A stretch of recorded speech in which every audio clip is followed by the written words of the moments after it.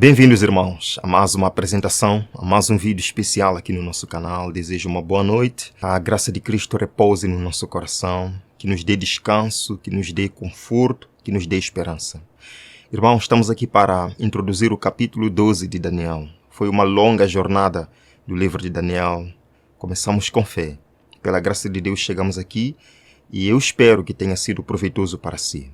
Vamos então à primeira parte do capítulo 12, não iremos ver todo hoje.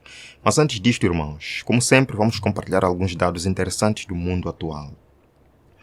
Algo lamentável aconteceu ontem nos Estados Unidos da América, mais concretamente na Geórgia. Algo triste, mas que com certeza vai impulsionar o grande movimento na América em prol da moralidade, ou seja, da legalização da moralidade. Vejam aqui, irmãos, isto é, de 5 de setembro de 2024. Leiam aí, eu não vou pronunciar estas palavras aqui. Sim, e pelo menos o que é? 9. Nesta escola. E o suspeito é um jovem, um adolescente, na verdade, de 14 anos. 2 estudantes e 2 professores são o quê? Irmãos, isto é realmente triste. Mas, na verdade, nós estamos vivendo nos tempos preditos por Paulo, quando ele escreveu a sua segunda carta a Timóteo, capítulo 3, lendo o verso 1. Saiba disto, que nos últimos dias sobrevirão tempos terríveis.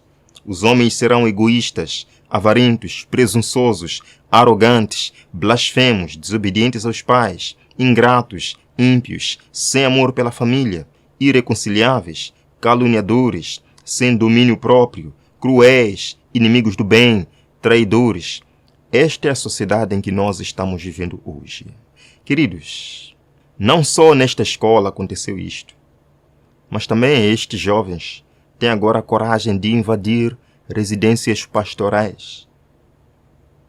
Invadir residências pastorais e lançar tiros. Vejam que sociedade nós estamos vivendo. Vejam aqui. Isto é, de 4 de setembro, dezenas de irmãos contra a casa de pastor dessa igreja aí nos Estados Unidos da América. Vejam aqui também, casa de pastor é o que, irmãos? Por um louco. Realmente a América está vivendo um momento perigoso. Você não sabe o que vai acontecer. E em face disto, bispos de Atlanta fizeram um pronunciamento em torno destes eventos recentes. Escutemos. The bishops of the Archdiocese of Atlanta are urging both prayer and action following a September 4th shooting at Appalachian High School in Georgia. Os bispos da Arquidiocese de Atlanta estão pedindo oração e ação após o tiroteio de 4 de setembro na Escola Superior de Appalachian, na Geórgia. The bishop's statement reads in part, "We cannot and will not stand by and silently accept that tens of thousands of people dying by gun violence each year is simply part of life in the United States. Nor can we accept excuses from political leaders that there is nothing that can be done. To do nothing is to be complicit in the violence." A declaração do bispo diz em parte, não podemos e não vamos ficar parados e aceitar silenciosamente que dezenas de milhares de pessoas que morrem pela violência armada todos os anos seja simplesmente um modo de vida dos Estados Unidos da América. Nem podemos aceitar desculpas de líderes políticos de que não há nada que possa ser feito. Não fazer nada é ser cúmplice da violência. Não fazer nada é ser cúmplice da violência. Este é o grito, este é o clamor de bispos, de líderes religiosos, pastores americanos. Precisamos tomar uma ação, pois as coisas não estão boas. E já que os líderes políticos parece que não estão fazendo muita coisa, sim, há o prometido Salvador da América, que já deixou uma promessa em torno destas coisas. Vejam aqui, isto é de ontem mesmo. Trump promete curar o nosso mundo. Após o quê? Eu vou curar o nosso mundo. É a promessa do homem. Vejam, é um mundo doente e raivoso por muitas razões. E nós vamos torná-lo melhor. Interessante isto. Nós vamos curar o nosso mundo. Nós vamos nos livrar de todas essas guerras que estão começando em todo lugar por causa da incompetência, disse Donald Trump. Eu acho que ele vai ter que lutar com Satanás então Porque é Satanás quem traz estas coisas. E a profecia nos diz em Apocalipse 12:12 que Satanás está furioso porque sabe que pouco tempo lhe resta. Bem, vai ser uma batalha tremenda. É claro que nós queremos melhoria do mundo, mas, meus irmãos, deixem-me vos dizer que, de acordo com a palavra de Deus, as coisas não irão melhorar. Sim, esta promessa de Donald Trump de que as coisas podem melhorar, que ele vai trazer melhoria para a América e para o mundo, né, vem, na verdade, para impulsionar que estados americanos votem também as leis dos 10 mandamentos nas escolas públicas, nas praças públicas. Os irmãos lembram, ouviram o que ele falou quando Louisiana aprovou a lei dos 10 mandamentos? Escutemos um pouquinho. Who likes the 10 commandments, by the way, going up in the schools? Quem gosta dos 10 mandamentos, a propósito, subindo nas escolas?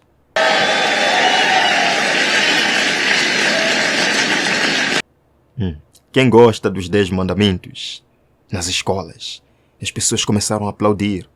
Temos que trazer os 10 mandamentos. Temos que acabar com a imoralidade no mundo.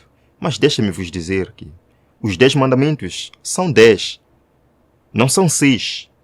Não podemos olhar os 10 mandamentos apenas para os 6 que regem o nosso relacionamento com o próximo, a nossa moralidade na sociedade. Os 10 mandamentos também, ou nos 10 mandamentos está incluso o dia de adoração que Deus instituiu. Portanto, por mais que eles venham aqui e promover os 10 mandamentos como algo que vem para acabar com a morte, não se esqueçam que são 10 mandamentos. E um deles vai ser a guarda dominical. Irmãos, lembram que Jamie Foxx, um ator aí famoso nos Estados Unidos da América, já criticou os próprios cristãos americanos por falta de legislação.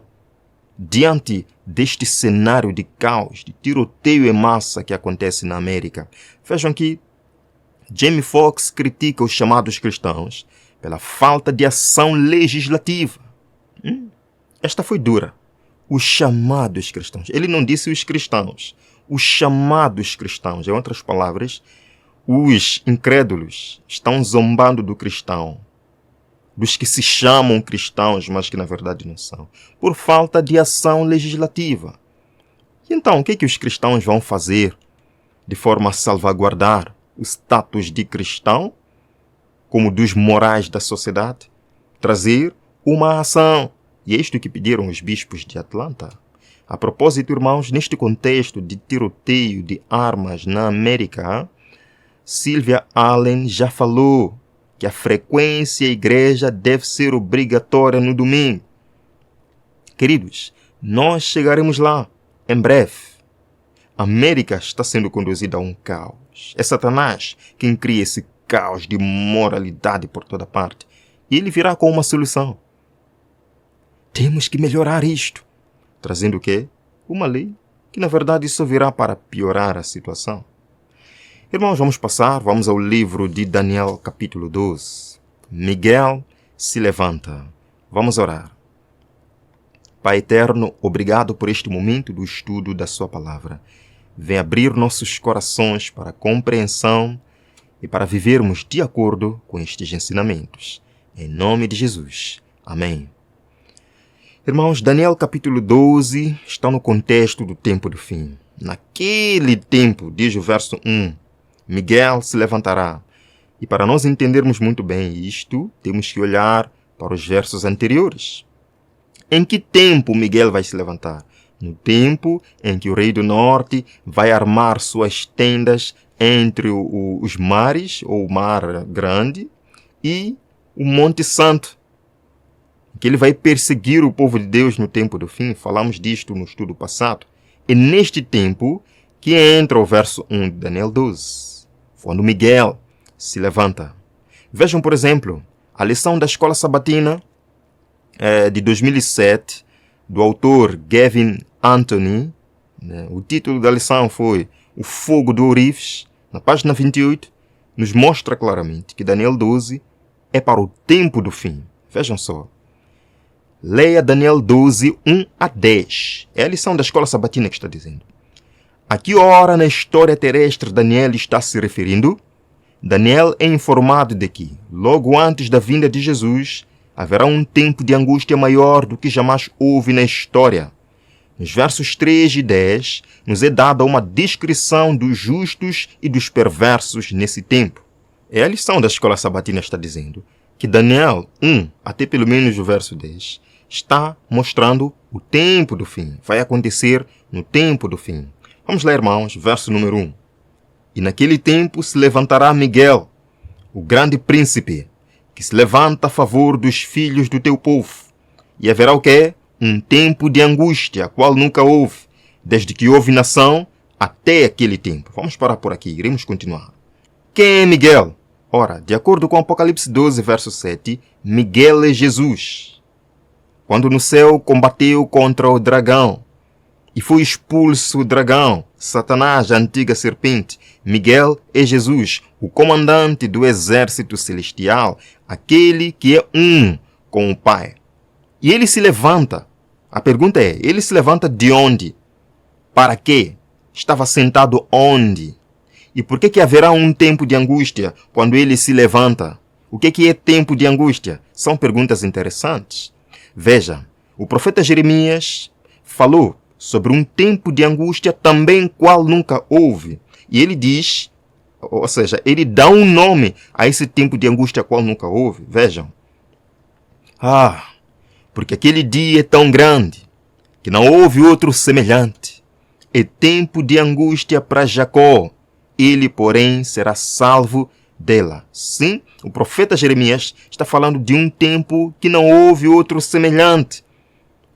É o dia de angústia, o tempo de angústia para Jacó.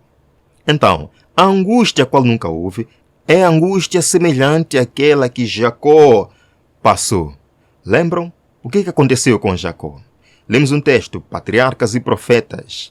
A experiência de Jacó, durante aquela noite de luta e angústia, representa a prova pela qual o povo de Deus deverá passar precisamente antes da segunda vinda de Cristo. O que aconteceu com Jacó, irmãos? Nós sabemos que ele fugiu para a casa do seu tio Labão. Lá ele se casou, teve vários filhos, mas Deus lhe ordenou que voltasse para a casa de Isaac, seu pai. E ele carregava em seu coração um arrependimento pelos seus pecados, por ter tramado contra seu irmão, por ter enganado seu pai. Ele carregava irmãos, diríamos um peso de culpa, e ele estava arrependido. Segunda coisa, incertezas tomavam conta dele. O que vai acontecer pelo caminho? Será que o meu irmão Esaú vai me receber? Em terceiro lugar, o medo da morte do seu irmão. Será que ele vai matar a mim e os meus servos e familiares? Em quarto lugar, Jacó buscou certeza do perdão e da bênção de Deus, quando ele lutou com Deus e disse, não deixarei ir sem que me abençoes. Esta foi a angústia de Jacó. Veja, irmãos, resumindo, Jacó foi ameaçado de morte por Esaú. E se o povo remanescente de Deus no tempo do fim também vai passar por uma angústia de Jacó, significa que o remanescente também será ameaçado de morte. E nós vemos isto em Apocalipse 13, verso 15. Lendo uma passagem que confirma isto, um livro Grande Conflito, assim como Satanás influenciou Esaú a marchar contra Jacó, instigará os ímpios a destruírem o povo de Deus no tempo de angústia. E assim como acusou a Jacó, acusará o povo de Deus. A ameaça de morte por parte dos ímpios, portadores da marca da besta, criará um estado de angústia entre o povo de Deus. Segundo aspecto, Jacó lutou com Deus por livramento. E se o povo remanescente vai passar por uma angústia de Jacó, significa que o remanescente clamará também a Deus por livramento.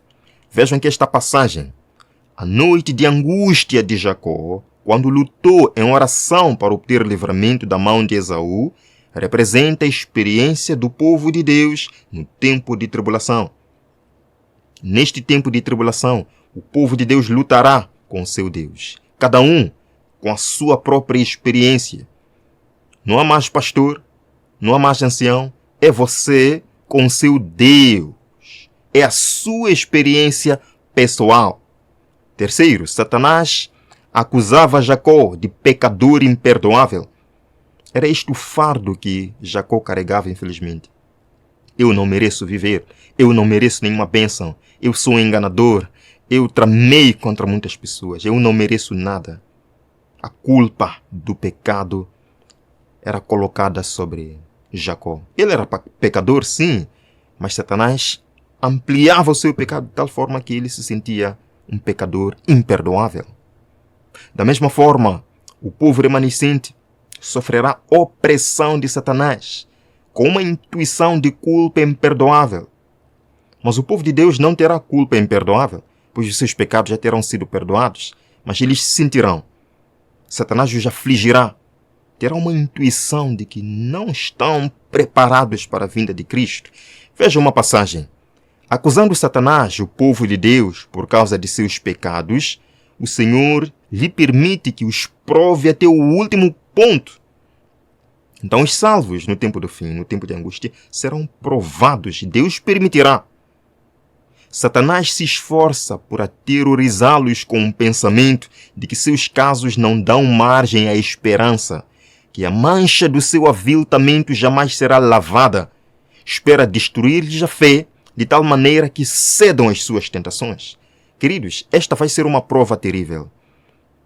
Esta vai ser uma prova terrível. Está aí a necessidade de hoje nós vivermos com a plena certeza do perdão dos nossos pecados. Não é para escondermos os pecados e achar que no tempo de angústia teremos força para vencer.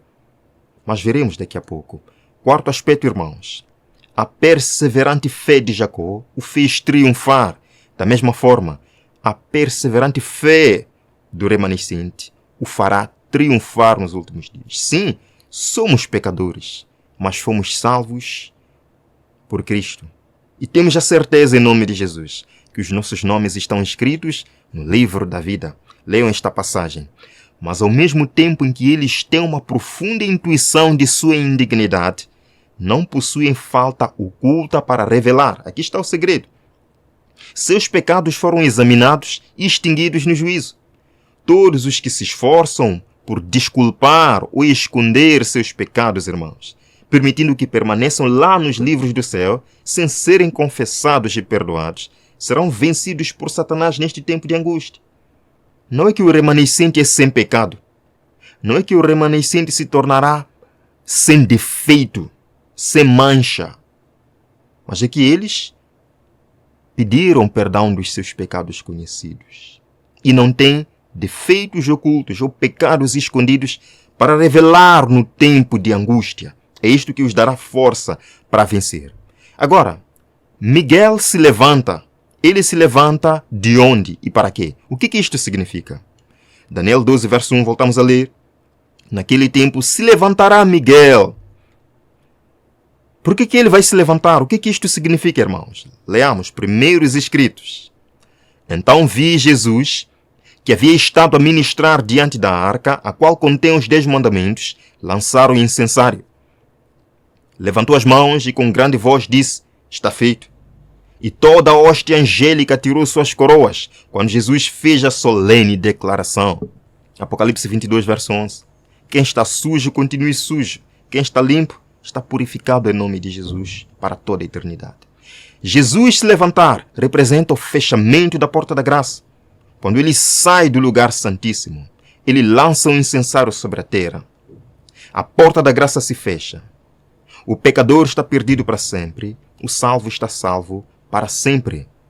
Os casos de todos estarão decididos. E os salvos viverão um período de tempo sem intercessor no céu. Vejam aqui, retirando-se Jesus do lugar santíssimo, ouviu o tilintar das campainhas sobre as suas vestes. E ao sair ele, uma nuvem de trevas cobriu os habitantes da terra. Não havia então um mediador entre o homem culpado e Deus que fora ofendido. Os salvos no tempo de angústia, quando Miguel se levantar, viverão sem intercessor no céu. Como é que vai ser isto? Como é que vai ser isto? É que os salvos, irmãos, não vivem na prática de pecados conhecidos. E durante este período, quando Jesus se levanta, até que ele apareça, eles não pecarão pecados conhecidos. Entendem? Deixando ele o santuário, as trevas cobrem os habitantes da terra. Naquele tempo terrível, os justos devem viver à vista de um Deus santo sem intercessor no céu. Os irmãos entendem o que isto significa? Hoje nós pecamos, pedimos o perdão e Cristo, por sua graça, nos dá o perdão. Mas um dia, ele vai sair de lá. E como diz Apocalipse capítulo 15, 16, ninguém poderá entrar lá. Ninguém. Os nossos casos estarão decididos. Hoje é o dia oportuno para a salvação. Mas ao mesmo tempo, irmãos, em que eles têm uma profunda intuição de sua indignidade, neste caso os salvos, não possuem falta oculta para revelar. Não é que os salvos se tornarão santos antes da redenção, mas é que eles não possuirão defeitos, pecados escondidos para revelar.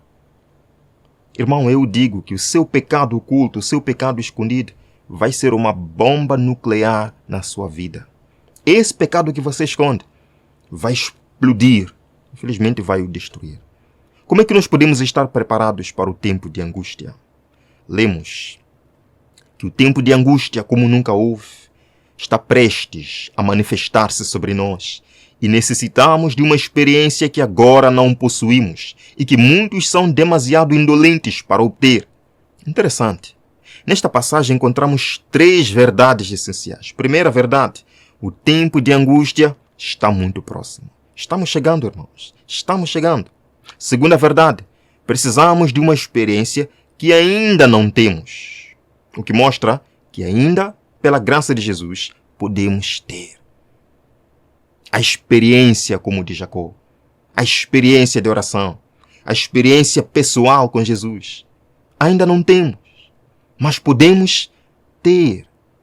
Terceira verdade, muitos são indolentes para obter essa experiência. Muitos não estudam a palavra de Deus, muitos não oram, muitos não jejuam, muitos não se preparam para o tempo do fim, muitos não têm um encontro pessoal com Jesus. Triste. Grande conflito. É nesta vida que devemos afastar de nós o pecado, pela fé no sangue expiatório de Cristo.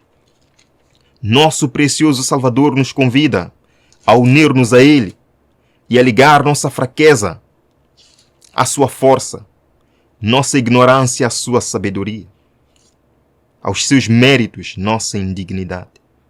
É assim que nós precisamos viver. Irmãos, Hebreus capítulo 3, verso 15, a palavra de Deus nos diz: por isso é que se diz, se hoje vocês ouvirem a sua voz, não endureçam o coração como na rebelião. A salvação é hoje, não esconda seu pecado, porque quando chegar o tempo de angústia, esse pecado como uma bomba atômica o destruirá. Precisamos estar preparados para esta angústia de Jacó. Isto é possível mediante um relacionamento salvífico, pessoal com Jesus. A experiência de sua mãe não dará poder nesse tempo. Tem que ser a sua própria experiência. A fé e experiência do pastor não dará força. Tem que ser a sua própria experiência. Busque hoje, amado irmão. Busque hoje. Busque agora, enquanto oramos. Senhor Jesus, obrigado por este estudo importante sobre o tempo de angústia quando o Senhor se levantar. Nós queremos estar preparados quando o Senhor deixar o lugar santíssimo e viver à sua vista sem intercessor. Pai, há muito que nós não compreendemos sobre isto, mas pelo que entendemos, nós queremos viver. Ajuda-nos, Senhor, a aceitar sua salvação hoje, a nos libertarmos dos pecados escondidos que só nos destruirão e que vivamos, Pai, uma vida de sinceridade diante de si. Oramos e agradecemos em nome de Jesus. Amém. Queridos, é muito bom estar convosco, mas o tempo já vai. Nos veremos amanhã, pela graça do Senhor. Até lá.